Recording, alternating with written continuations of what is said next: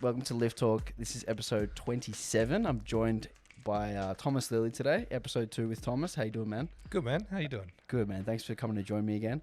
You messaged me last week. You're like, can I come and train? And I was like, you can come and train for free, but you have to do a podcast. Nice. So here we are. So thanks for coming to do this with me. Thanks for having me. Last time we did one, we took a bit of a leaf out of your book and we did, what did we do? What are we grateful for last time? So today we're going to do quotes. Have you got a quote for me today? No, I'm unprepared for my own podcast with quotes. Okay, well, what was your quote on your podcast this week then, if you remember? Oh, I don't remember. What's your quote first? Let me look one up. So my quote is from, you know who Larry Bird is? Yeah. The basketball coach, right? The basketball player. Turned into a coach, but much better player than he was coach. Yeah. At the 1986 All-Star Weekend, he came into the dressing room for the three-point shootout, and he was like a known trash talker, like known to be the best trash talker. And as he walked in, the whole room went silent. And he goes, "Which one of you motherfuckers is coming in second?" So that's my quote. Nice. Let me look. Every now and then, my phone has like a little pen thing. And actually, I'm going to say this one. This is rapidly becoming the tagline for all the paid advertising I do for the gyms. Oh, yeah. And it's just being strong makes life better. Being strong makes life better. Yeah. Can you elaborate?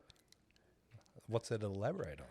Well, I've noticed that as I get stronger, I move worse and my body hurts more. So I'm not sure that's true. I think strength in all senses of the word, like what physical strength and the pursuit of strength training does to your mentality and your general health, well-being, maybe not health, maybe not well-being, but you know what I'm saying. Yeah, it depends how far down the strength road you go for the general health. Yeah, so recently I brought on a new member of staff who's kind of like the CEO of Zero. I call him the business operations director. And he's helping me sort of legitimize things and set things straight to...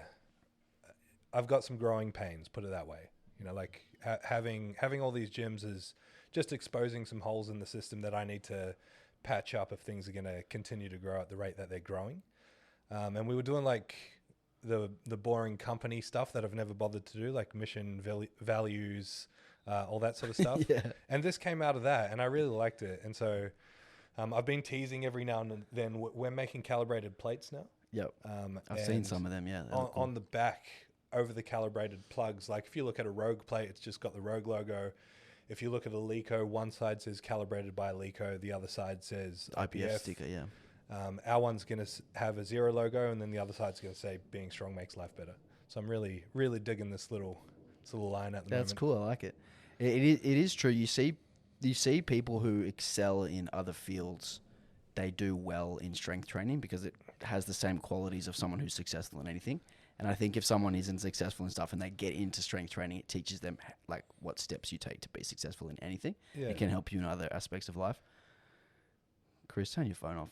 No. Do you have your microphone, Chris? Yes. Yes. Amazing. So Thomas, I've noticed, like, obviously I've known you for a while now, probably like 6 or 7 years. Yeah. And in that time, I've known you to be one of the best powerlifting trolls as far as like just talking shit on Instagram, which I love about you because you don't take the sport too seriously, but then when there is time to be serious, like you can obviously be serious, which I love. And like, you know, you've found the balance between shit talking and being serious. But I've noticed your content strategy's changed recently. And I reckon this is because of your girlfriend partner, who's like a massive influencer. What impact has she had on your content strategy?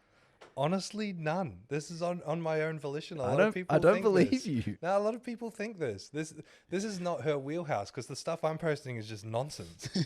Like the amount of thought and planning and effort that goes into her content, which is actually her career. You know, she's on retainers. She's making money off of social media. How do you make money off social media? Can we just sidetrack to that?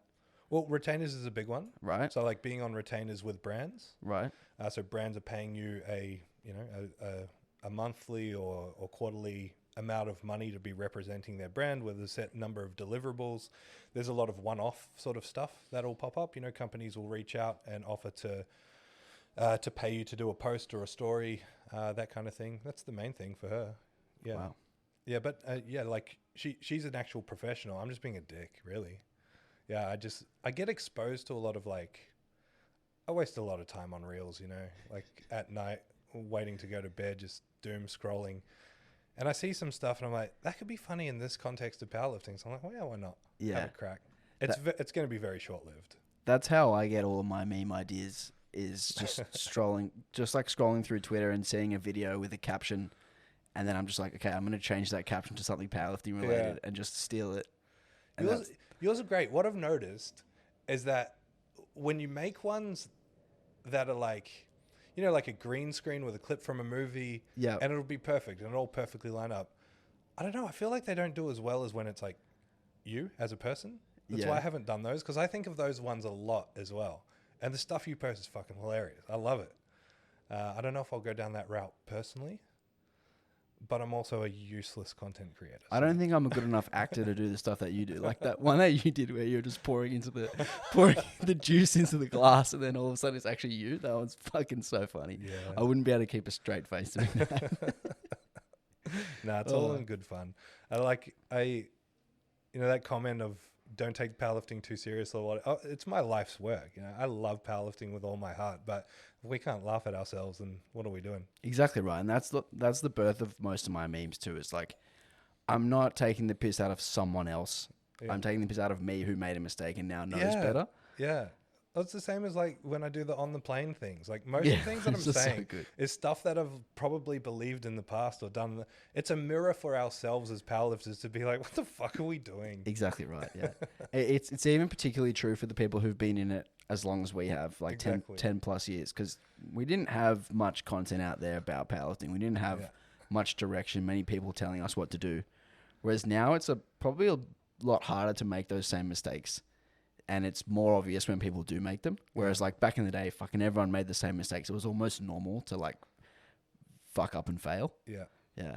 Yeah. And we've got the hindsight of being like, there's so many trends or so many things that are happening now that we've already seen come and go before. Exactly. Yeah. And it's just kind of funny to watch it happen. Yeah. It all comes in cycles and then it comes back. It's like, oh, cool. Paul's deadlifts are back. That's cool. Yeah, exactly. So back in 2018, you ran the Frustrated Strength Coach page. No, I did not. But yeah, sure. This was my favorite page of all time, and whoever ran it, if you're out there listening, please bring it back because it was so great.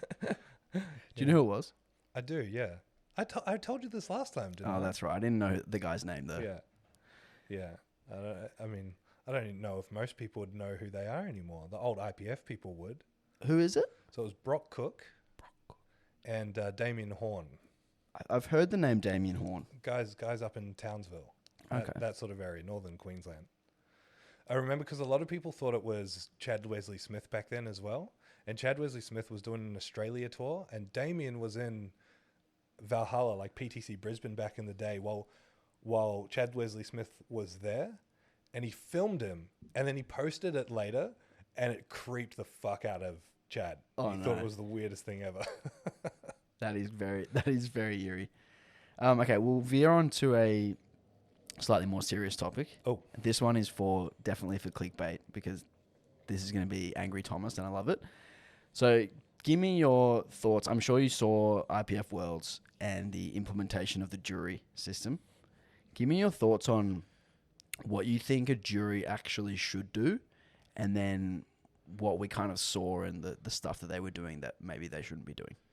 I guess before I answer this, for my own personal safety, I need to know, is this a tested gym or an untested gym? I don't even know how you actually got in here. I'm not commenting on that. So many people ask me to. You know what I'm talking about? No. Oh, really? No. Jesus made a comment about not wanting to go to an untested gym, and it blew up the internet there. I did see that because someone told him that he needs to use a mono because he had a squat. Yeah, he dropped that squat off his back. Yeah. All right. Well, I was so focused on making that joke, I forgot the original question. What's the purpose of a jury? What do you think the purpose of a jury should be?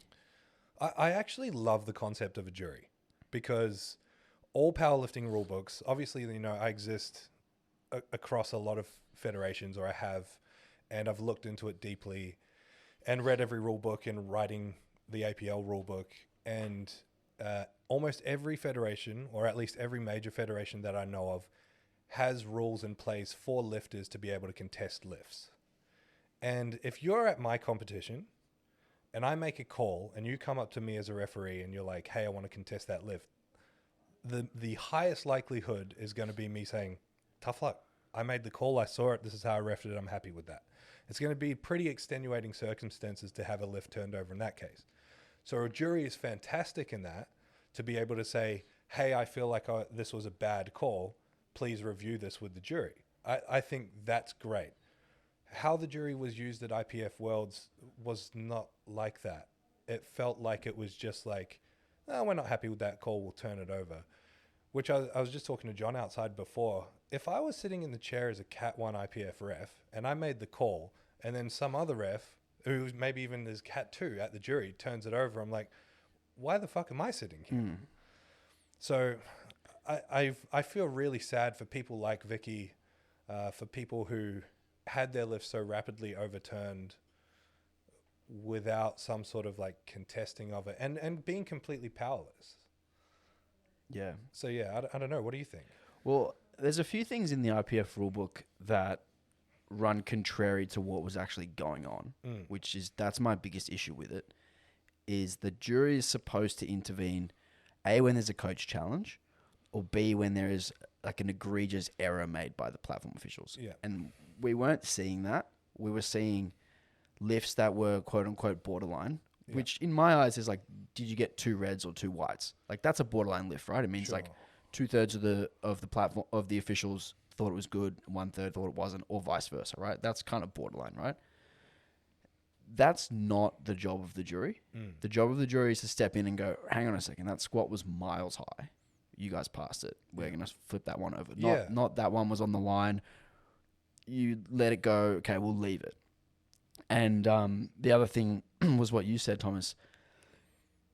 The referees who get to the world stage have done years and years of training and practice and multiple examinations at local, national, international, then the next international level to sit there, and to undermine their decisions like that is pretty ridiculous. And it must take away a lot of confidence from them, which then has play-on effects to how the rest of the competition goes, because now they're questioning their own decision-making rather than just watching the lifts. Yes. They're going, oh, if I give a white here, it's probably going to get overturned to a red. I'll just give a red. Yeah. So like that's a very human element that doesn't really get talked about either.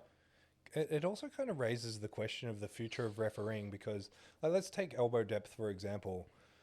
The referees are situated in their seats in a very specific fashion such that they can see certain things, right? So, elbow depth, from the side, you're going to have a different perspective of the head ref. And same thing with squat depth.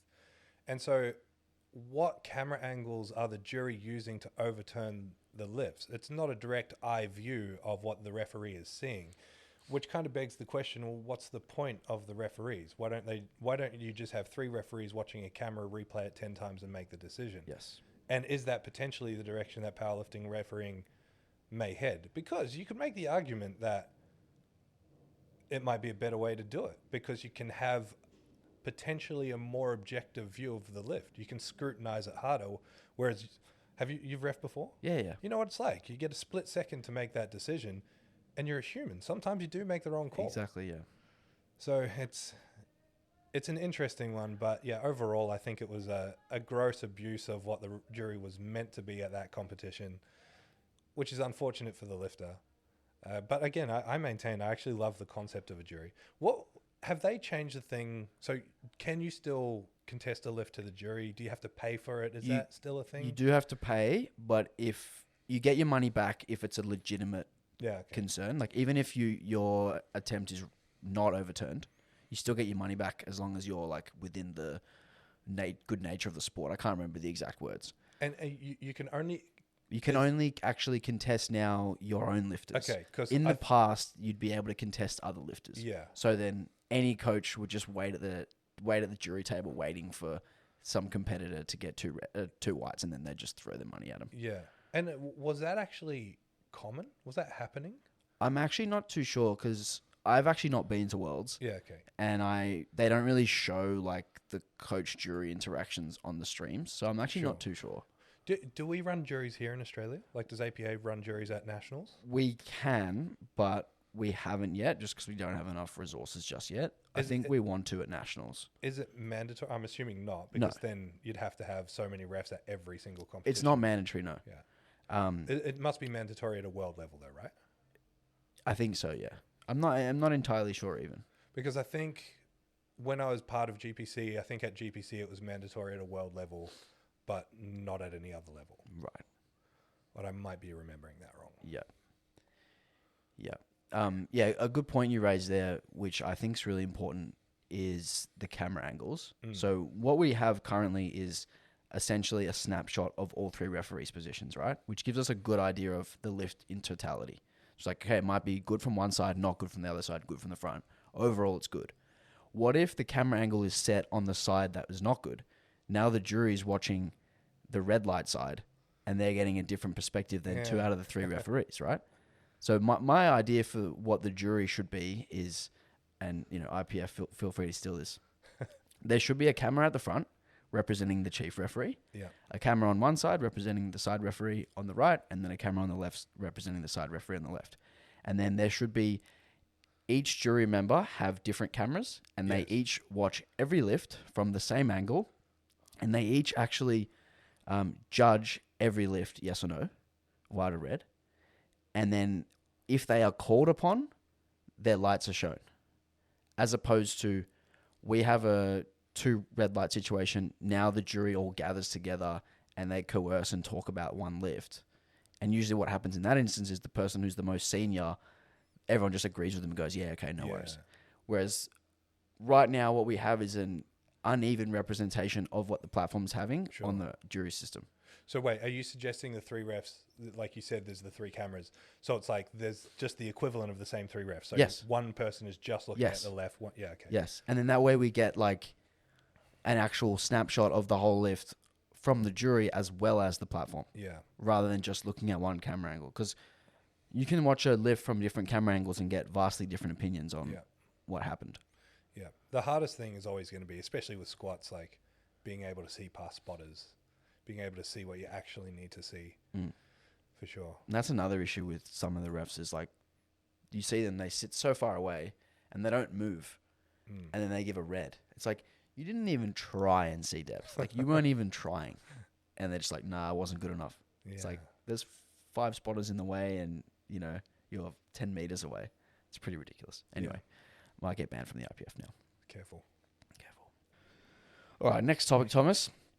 You coach some of the strongest people in the world.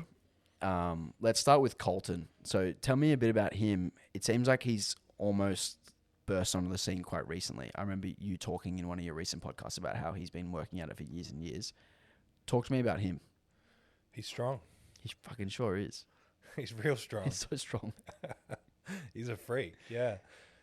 I'll tell you a funny story about like the first time, well, the only time I've met him. So he's in South Africa, and I went over there for one of my other lifters, Kurt Keogh, who, keep an eye on Kurt because he just keeps getting better and better. He's over 1,000 kilo total currently, but he'll be like up there with the best in the world in the next 2 years. Is he super heavyweight? He walks around a 130-ish. Okay. Yeah, he's a big boy. But yeah, I went over for a competition for Kurt, and they were talking about this Colton guy. They're like, yeah, he's really strong, but he squats high in training, and I don't know, And I looked him up, and I'm watching his videos, and I'm like, fake plates, bro. Like I didn't believe that he was lifting what he was lifting. Who was that guy on YouTube, the fake plates guy? What was that guy's name? Oh, Brad Castleberry. That's the one, Castleberry. Yeah, it's so good. And like I didn't believe what I was watching, and then he was at the comp, and he had put on a 340 kilo opener in knee wraps, and he was warming up, and he did like 300 bare knees, and it stapled him. Like, it was hard as hell. Then he loaded on 340, and he didn't put on wraps. And I'm like, bro, that's 340, right? You're like, that's your opener. He's like, yeah, I just want to hit it here without wraps, and then I'll go do it on the platform. I'm like, are you sure? He's like, yeah. Oh, okay. And so everyone had cleared out because it was like the last warm-up. So it was just me, Kurt, and maybe Nick DePriel was there. So he was there. and there was like 4 of us. And he starts getting under it, and I'm like, Kurt, we need to spot this guy. He almost died on the 300. And so he went down with it, and he got completely stapled, like just buried at the bottom. I'm like, this is what happens when you lie on the internet and think you're stronger than you are. Silly boy. Went out, missed his opening attempt. In wraps that time. Yeah, went up. Missed on depth or just on strength? I think he missed on strength. And he went up. I think he he wasn't used to the wraps. He went up. Wonder why he wasn't used to the wraps. He went up. He got it. So he didn't bomb. And then he finished the meet, and he didn't go anywhere near what he was doing. And then later on, he sort of told us that he had been really sick that week. And I was like, everyone's sick on comp week when you have a bad day, of course. But then I kept an eye on him. I'm like, I don't think these are fake plates. I think this guy is really strong. And so I started talking to him and eventually started coaching him. And they weren't fake plates. Was he just coaching himself? Yeah, I think he was just doing his own thing. Yeah, okay. Yeah, he just loves doing like high volume, sort of lots of reps. I saw him do, 305 for 10 on squat with no knee coverage. No knee coverings. That's right. Fucking unbelievable. Yeah, freaky. So just recently he went number 1 male all-time dots in wraps. And then he's coming out to do big dogs here, and he's chasing the number 1 total ever. Number 1 total all time. Yeah. At like he's like 115 kilos, 120. So how heavy is he going to get for that then? Not much heavier than that. Okay. Yeah, he'll probably weigh in at about 120. Far out. Yeah. That's ridiculous. 24 years old. Because he did what did he do, 11:20? Was that what it was? I believe so, yeah. And he missed a 25 kilo jump on his last deadlift, right? Yeah, I told him to do 360 and he did 365. Yeah. And it was 460. It was quite close. Yeah, very close. He got to the top and dropped it. Yeah, he could have easily done, 11:35, 11:40, unbelievable. So you obviously coach him, you coach Theo, Joseph Whitaker, a few others. Danny Grigsby now as well. Oh yeah. Yeah. Nice. When did you start with him? A couple of months ago. Yeah, so he's been hitting a lot of personal records and training. I've got to meet with him over in the States in August, where he wants to go the number 1 110 total. I think that's all time in sleeves. Damn. That'll be cool. Yeah. You're going to have your name all over the record books. Yeah. Even more than now. Yeah, I mean, it's not about that anyway. It's about getting the lifters what they want. I'm just an accessory for them, really. Yeah. Because I don't want to coach more, man. Like my coaching career is very much towards its expiry date as I focus more and more on zero and on gyms. I love coaching and I'm going to continue coaching, but coaching these people is really driving coaching inquiries that just want me. And I'm hard to get in with because I just don't have capacity. You just want to coach you want to be able to basically handpick who you coach, right, at this point? Yeah. Well, it's hard for me because I just love helping everyone. And so I find it really hard to turn down coaching opportunities, even if they're people squatting 200 kilos, I just love it. But it's kind of cool. It's like I've always wanted to realize this dream of the only people that I coach are people that I sponsor and help out, because then it's my choice, but people are wanting to work with me, and it's kind of getting there. So how many do you sponsor currently then? I'm not sure. Less than 10. Okay. Less than 10, yeah. And I only work personally with maybe like 15 people at the moment. Small crew, and they're all average dots of 580. Unbelievable. So what really differs at the top level? Like, what do you see some of the traits or characteristics of these people at the top level compared to like someone like yourself, or even worse, me, or even worse, Chris? Get fucked. No, probably not as much as you'd think. And I'd argue that for somebody like yourself or like me, who have, like, if we didn't care, we would have quit a long time ago. If lifting wasn't important to us, we would have quit a long time ago. Like, I'd be willing to bet, and you can tell me if I'm wrong, you think about your own lifting a lot. Like, when you go for your walks, you're probably thinking about your own lifting at some stage. That's running through your head a lot. Not anymore. Because I said this to you before, but I do powerlifting my whole day to day. Yeah. I'm always thinking about other people's training, always trying to solve problems, whatever. And then I've got time with the family. Yeah. And then there's not really much time for me. And when it's time for me to train, I just train. But definitely before I had kids, it was like all the Yeah. time thinking about my own training. Yep. So you're kind of right. Well, there's something still in there that's keeping you going. Yeah. Because you're still showing up weekly.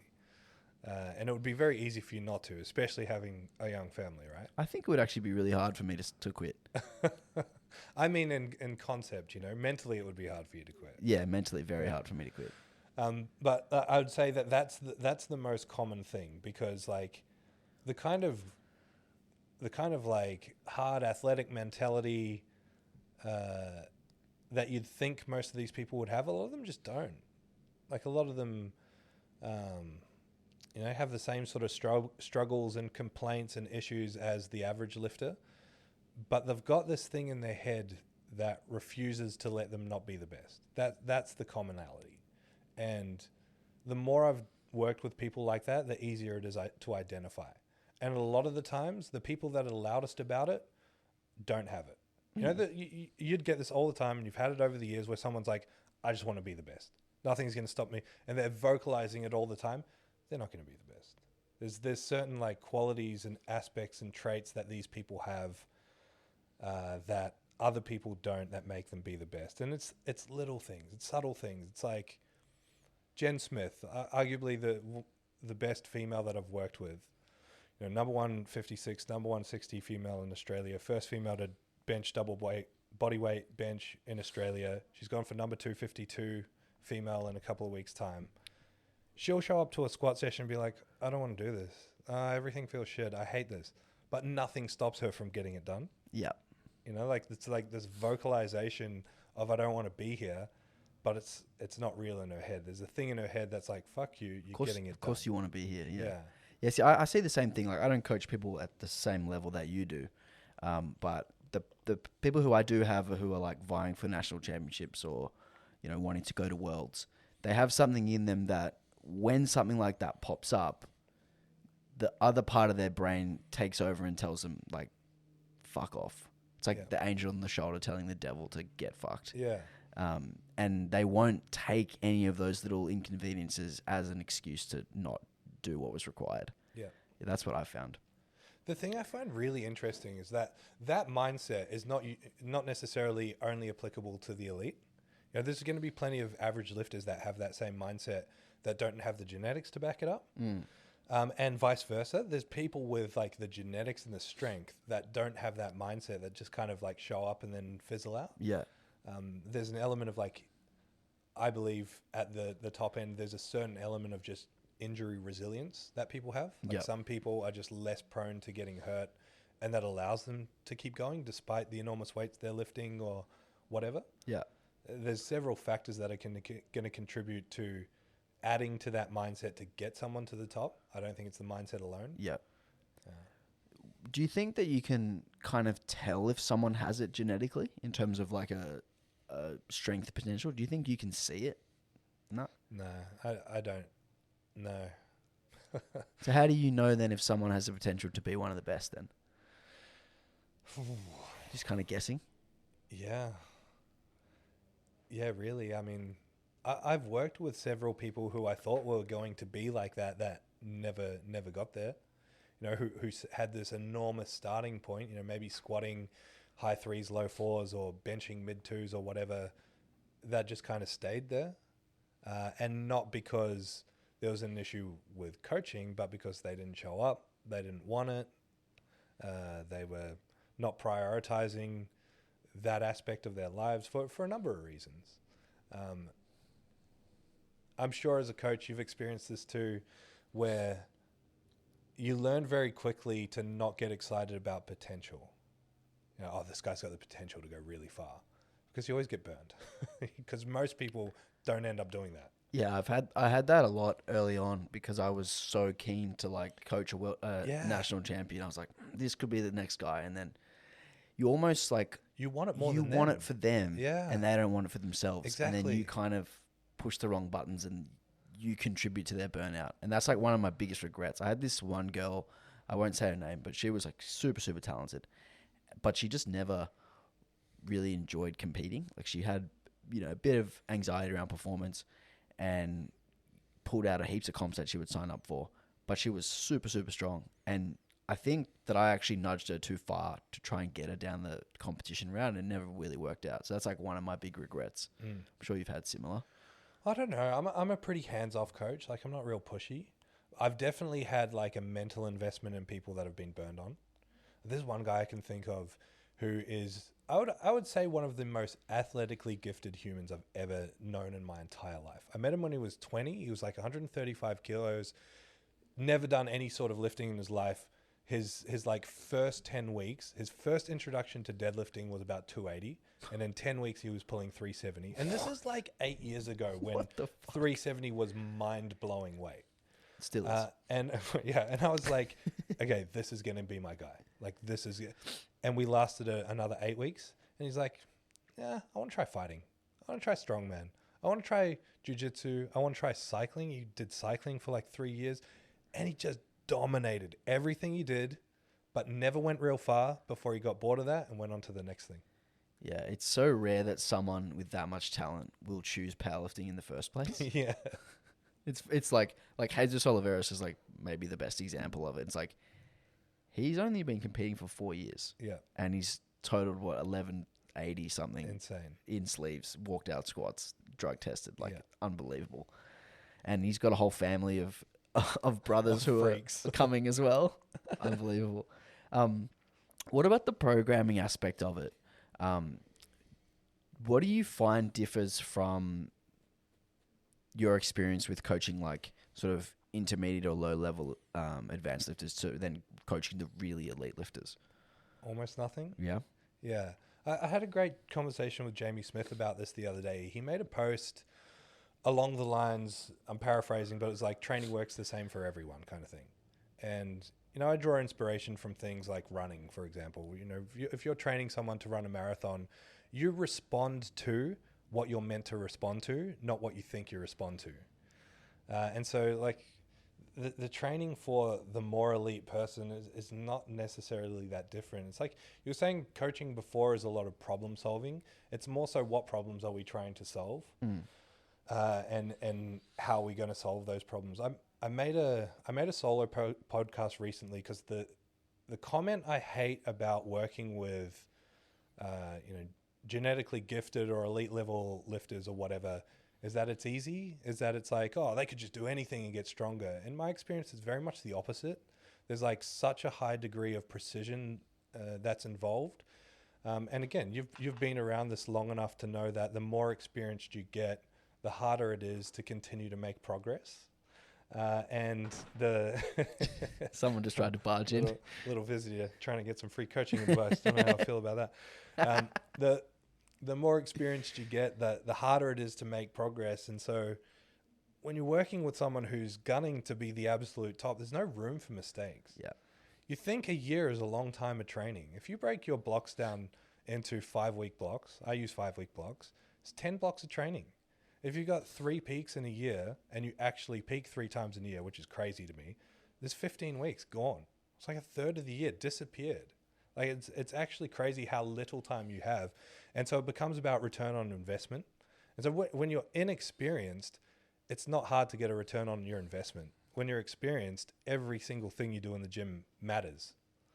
And then I flip that around and I'm like, well, if we can apply that mindset to someone who's inexperienced, we can get them a result way faster. If people get results faster, they're happier, they tell their friends, your business grows, your gym grows, all the rest of it. It's just, there's certain qualities that you have to impart on less experienced lifters. You have to work with them a little bit more enjoyability. I guess one of the benefits of working with the really high level motivated lifters that want to be coached is they're just like, tell me what to do, I'll do it. I think one of the things with the elite is that exactly that last point that you just mentioned, like the tell me what to do and I'll do it thing.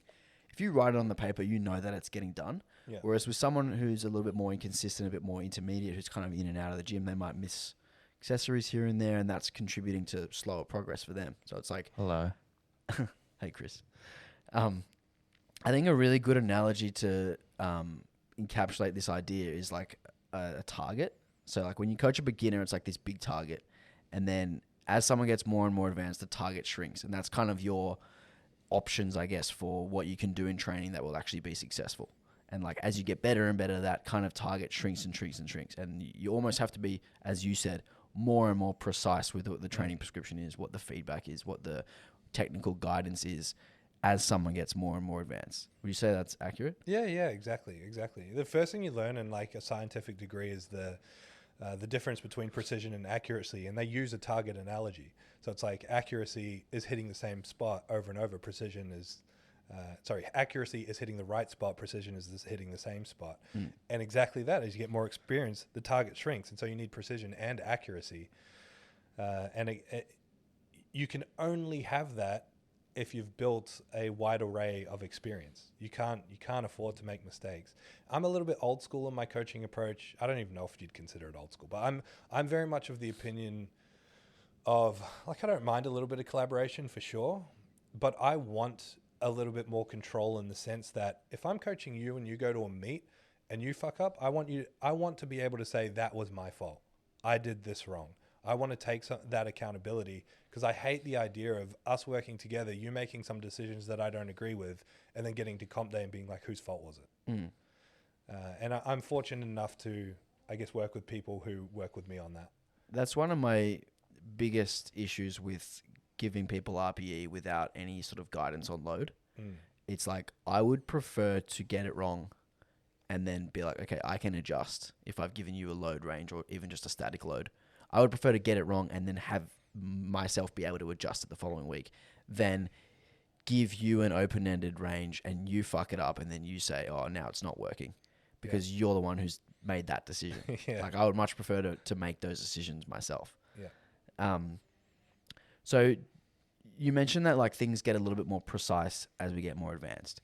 Do you find that beginners try to use more advanced strategies too early on and that actually ends up like bottlenecking their progress? I would probably say yes. Yeah, these days, just in the information age, it's like, how do I train like a powerlifter? And then you look at how someone more experienced might train. But even that kind of contradicts what I said before, which is like training should kind of be the same for everyone. And I guess it depends what sort of like training systems and mentality you ascribe to, I guess.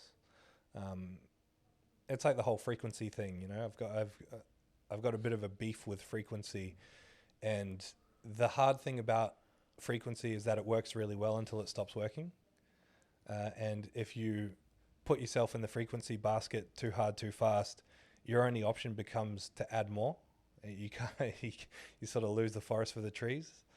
And I think a lot of people rush out the gates and hit that too hard as young lifters, when the priority for a young lifter is like, what's the greatest determinant of strength? Cross-sectional area of contractile tissue. Just train, man. Just get bigger. Juicy.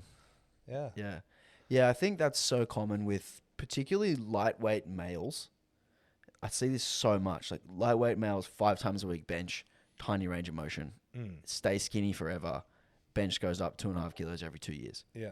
And it's like, you need to take 2 of those bench days and make them full bro out sessions and get jacked, grow your pecs, and like train with a long range of motion. And maybe you'll actually like, you know, be able to use those muscles in your press as opposed to just doing fucking this 5 times a week. Yeah. There's a couple of crazy things. Like, I don't think people really ever question the logic. It's one of these things where if it's working, you kind of reverse engineer a logic and then start to believe that whether or not it's true. And it's like, if you walk into the gym, you're watching Chris train, you're like, holy shit, that's Jason Bourne. He's doing the whole stack on the rows. You're like, I want that. He does do that. You come to me, you're like, I want that. I want to do the whole stack on the rows. How can I make my rows stronger? And I'm like, do rows 5 times a week. Any reasonable coach would be like, no, don't do that. You don't need to train it 5 times a week to get it stronger. But all of a sudden, bench, it's like, yeah, 5 times a week. That's going to make you stronger. It's like, why? There's no scientific research to suggest that. It's just, it's worked for a couple of people and then it stops working for them. But because it worked, it's like it works. No one questions, why did it work? Why did it work so well for that? What can we strip away from that? Why did it stop working? And how are we going to fix it to make sure that we continue to make progress? And that point you made of like the short stroke, that's a big part of why it works. Is like when you adopt a higher frequency approach, what happens to your mindset around that particular lift? You're like, okay, I'm going to do high frequency bench because my bench sucks. Now, all my energy and thinking and effort is going into bench. I'm going to maximize my bench. I'm going to maximize my leverages. I'm going to work on my arch. You get this like skyrocket because all your focus has directed to that thing. Then all of a sudden when push comes to shove and you're like, I need to make the muscle stronger. Bench is a terrible exercise to be making shoulders, triceps, pecs stronger compared to dumbbell press, tricep work directly, shoulder work directly. And so you bury yourself into doing this lift that's not actually that good at making you that much stronger and hope that it's going to make you stronger. Yeah, it's pretty ridiculous. Like, I think that the high frequency approach can be useful for a very short period, like into a competition, for instance, because of those things that you mentioned. It's like you're getting the extra practice close to competition to really refine technique, blah, blah, blah. But for actually getting stronger, it may be better at like revealing your top end in a shorter period of time. But for actually like building the base of the pyramid, I don't think it does a whole lot. How many times a week do NBA players train basketball? Fucking 50. Like literally 3 times a day. What about like NRL players? What do you mean? The actual rugby? Yeah, how often do they play rugby? Skills or what? Like just the game Oh, once a week. and the skills? Probably daily. So like you take something that's extremely high skill like that, it requires high skill practice. I think the trick or the trap people have gotten themselves into is thinking that bench is a high skill endeavor, where it's really not. Like, I mean, you had an extended period of time off bench. You didn't forget how to bench. The first few sessions back are like, what the fuck is this? I didn't forget how to bench because I never actually really You knew never how to knew in the bench. first place. Exactly. Yeah, I think we trick ourselves into thinking that it's like some sort of high skill endeavor, but like the skill aspect, it's kind of like relative to what? It's actually really low skill. We don't need that much exposure to it. And Yeah, it's not a snatch or a clean and jerk. but don't get me wrong. I 100% agree. There are pros that you can strip away from a higher frequency approach. Absolutely agree. The question is like, is it successful in the long term? And more than that, you have to, if you are adopting a high frequency approach, you have to be willing to hold up a mirror at some point and be like, have I stopped getting stronger? If I have, what's missing? And I guarantee that the answer is not more of it, because you'll hit a bottleneck eventually where you can't add more of it and you have to figure out something else. Yeah, well, you can go to 8 times a week. I've done that. I did Shaco CMS, double Shaco, fucking Smolov Jr. We all know those things were extremely effective. We all walked away with it with bigger benches as well as busted shoulders, terrible squats and deadlifts, sore elbows, all the rest of it. You're describing my life. Something you raised brought a question up in my head. Have you heard of the term the golden micro? The golden microcycle? Have you heard of this concept? Yeah, I think I was having a discussion with my physio about this the other day, who's a good powerlifter and a really deep thinker. And I don't fully understand the golden micro and this. It's just like the pursuit of crafting a perfect microcycle and repeating it, right? Essentially, yeah. Finding the training week that yields the most progress and then running it again and again. But it's so reductive because you don't make progress in a week and you don't make progress in a block. So like, how do you even truly analyze that? Yeah, I agree. And there's so many things that, like I said before, if you're practicing that skill of that top single, you might get better at that top single in one block, and your single in week 4 or 5 might be better than your single in week 1. That doesn't mean you got stronger at it. It means that perhaps the work that you were doing beforehand made you stronger, and then that was like the icing on the cake to kind of display what was the top. That's essentially what peaking is, right? So that kind of approach, like a golden micro, I think is something that could be used more as a final 2 blocks or 1 block of a comp prep as opposed to all the time. Yeah. Because I just don't think you're working on those base qualities enough, the technique qualities, just building muscle, getting actually stronger, the muscle actually stronger enough if you're kind of refining all of the little finicky stuff too much. Yeah. And I mean, like, exactly that is another huge pro of that approach. If you can work out how you can take yourself in whatever it is, whether it's a 3-week block, 6-week block, however you structure your blocks, however you work out this golden microcycle, and you know you can use that strategy to peak your strength at the end of it, absolutely use it for a comp. Yeah. But the peak is the least productive phase of training that there is. Like it's anti-productive. It's actually taking away from getting stronger. So it's like use it sparingly and use it wisely for sure. Yeah. Mike Teixeira talks about quote unquote playing the greatest hits. Yeah. When he gets someone close to a competition. Yeah. Because he's collected all of this data from all the training blocks he's run, and he's gathered different points. Okay, this works well for squat, this works well for deadlift, this works well for bench press, and he kind of pushes all of those things together. Well, at least this is my understanding of it. He pushes all of those things together that work for each of the 3 lifts at the end to kind of like, that was like the final boss program, which I like. Yeah, I mean, like, if there's any gold standard of program nerdiness analytics to look at, it's Mike T. I'm fortunate enough to like be able to rub shoulders with people like that. I actually talk to him in his inbox quite a bit. Yeah, he's a good dude. And the best thing about him is he's like one of the leading programming authorities ever. And he's open to having his mind change and open to having programming conversations. It's like just crazy. So like I made a joke about bench on a plane story, and he replied to another story a week later and mentioned it and was like, "You made a joke about this. What did you mean by that?" Because he was trying to work through his equipped bench and find some stuff. And I'm like, "Why are you asking me, bro? I'm on my hands and knees being like, holy shit, Mike T is in my inbox, and you're asking me a question." I'm like, "Bro, do your course. So you know more than me." So Mike is like, we had Mike on Weekly Weights. Yeah. A couple times actually.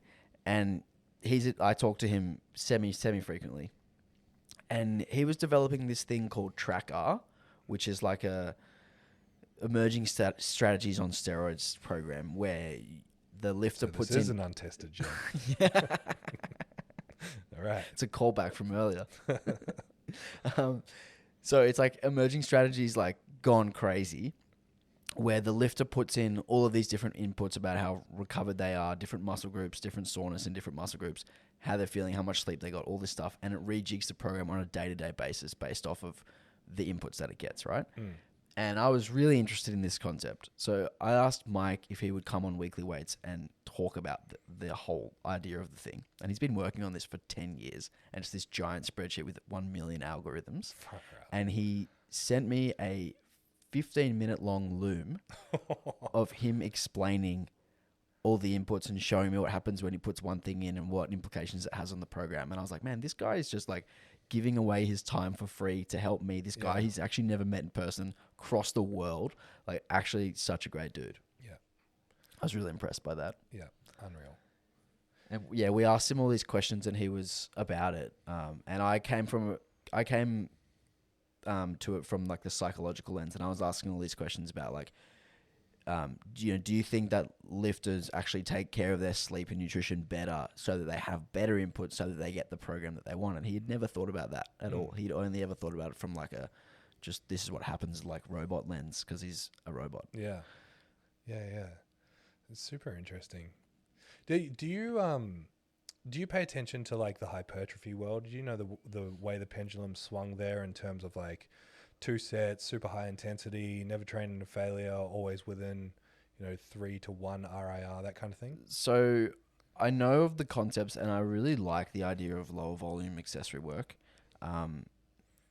because I really have found that for myself it's way easier for me to stay engaged in doing accessories if I've only got 2 sets or even 1 set.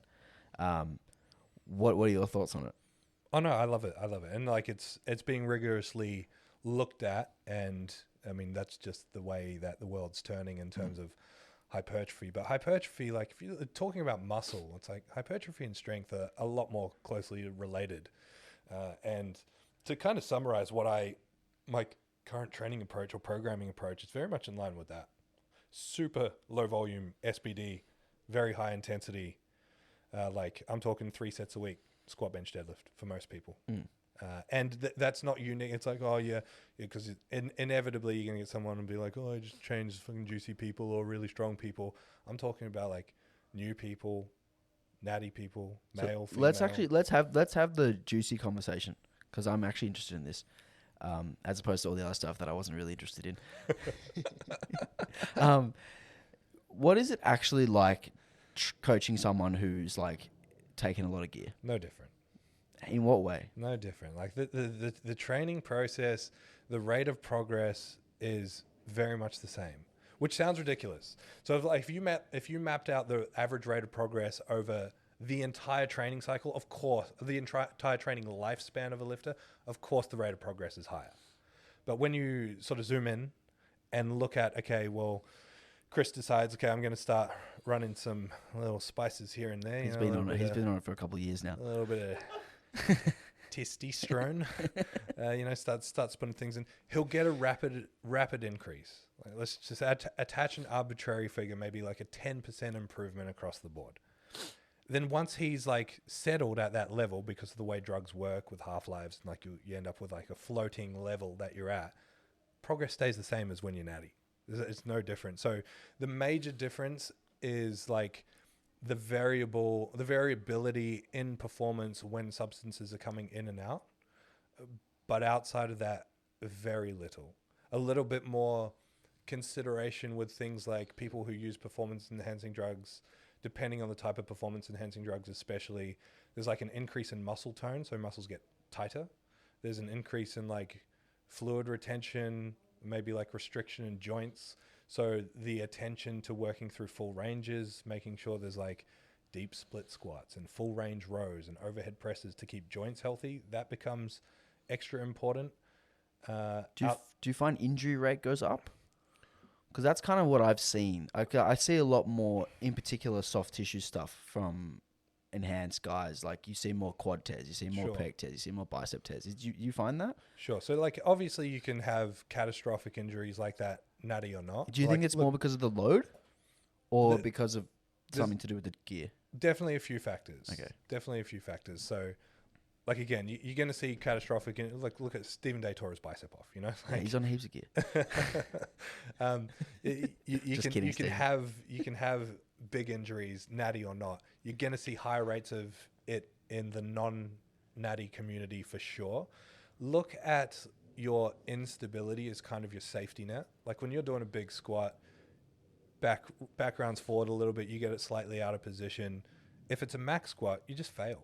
Like it's just like, oh, I lost position and I failed. You pump a bunch of gear in there, now your body's like, I'm stronger than my lack of ability to hold position.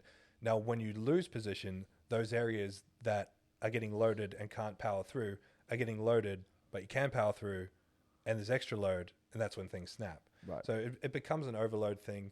The big like catastrophic injuries, I would say that's misuse or abuse. You know, people that are ramping things up really hard and fast and then lifting weights way outside of their control. I don't think you can inherently say that just drugs lead to increased injury. It's like drugs lead to factors which can then increase injury risk. Yep. So you mentioned before that like when someone goes on drugs initially, they get a bit of a spike. Is that kind of the biggest telltale that someone's gone on? You look at their open powerlifting and it's like plus 10, plus 15, plus 12.5, plus 60. Like, is that the biggest telltale sign that someone's just got on? It can be. Like, I'm not, I don't want to speculate about people that, you know, potentially have been in natty feds that I wasn't doing that. That have used drugs. That's where my men were. But there's so many other factors that can lead to a rapid boost. You know, like if someone decides to put on 10 kilos, you're going to get a rapid boost in strength, that kind of thing. So I would say though, an unnecessary or an unpredicted, unreasonable increase in strength in a rapid period of time, there's probably something going on. Yeah. So do you actually work closely with the drug protocols for your clients? Do you keep your hands on any of that stuff? I'm aware, for sure. Do you ask them when you start with someone? I have people that I refer out to control that stuff because I'm not an expert. Do they then share what that protocol is with you? Yeah, for sure. Yeah, okay. It's very similar to like working with a physiotherapist. Yeah. It's like triaging to make sure everyone's on the same page so you know what's going on. Testotherapist. Exactly.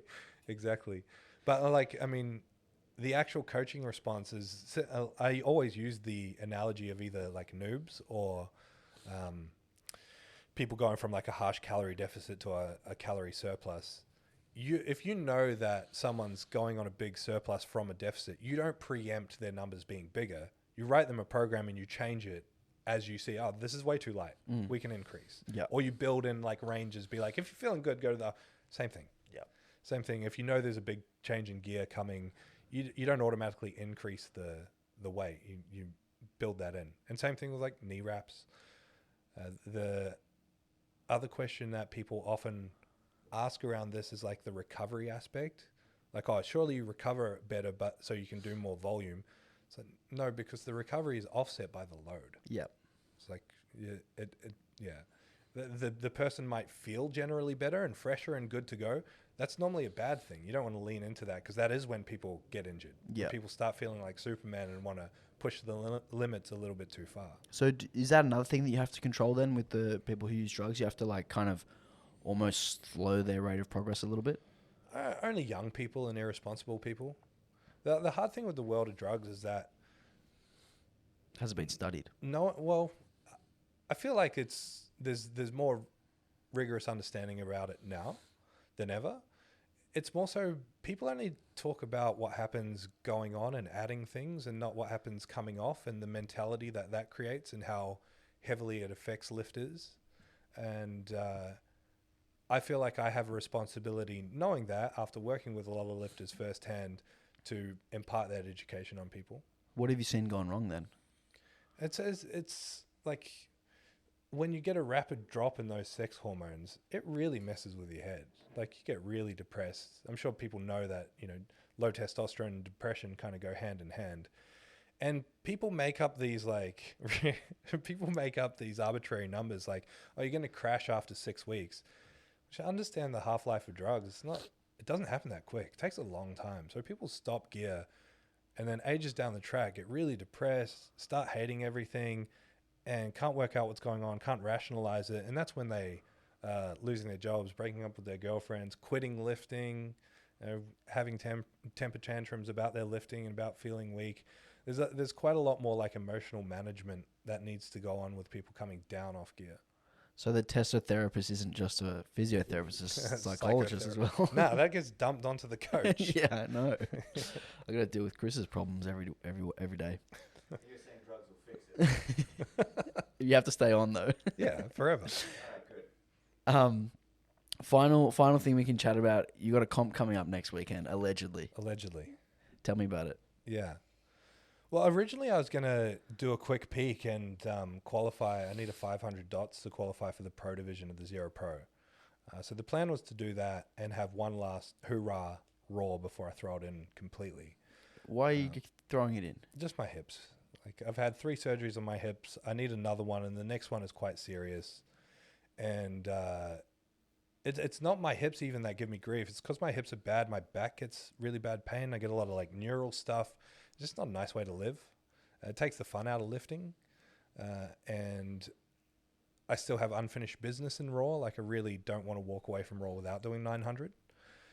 So I wanted to do that, but my body's kind of saying, slow down, brother. I was having a really good run, the best run I'd had in Raw squats for like a decade. And just in these last 4 weeks, I tweaked my back doing something silly and then have just had a whole host of stuff happen. So I'm going to do this comp anyway and for fun. No pressure to qualify and push the 500 dots. Just go have a lift because I haven't lifted raw in a while.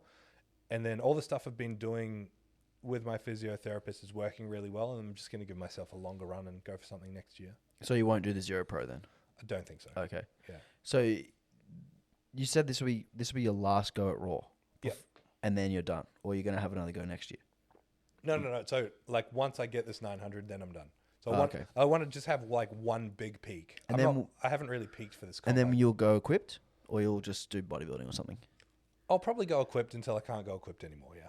What does equipped help you with in terms of your hips? Is it just provide that support for your hips? My theory is that it like kind of holds the hip. My hip has a lot of bony growth, so it doesn't move very nice.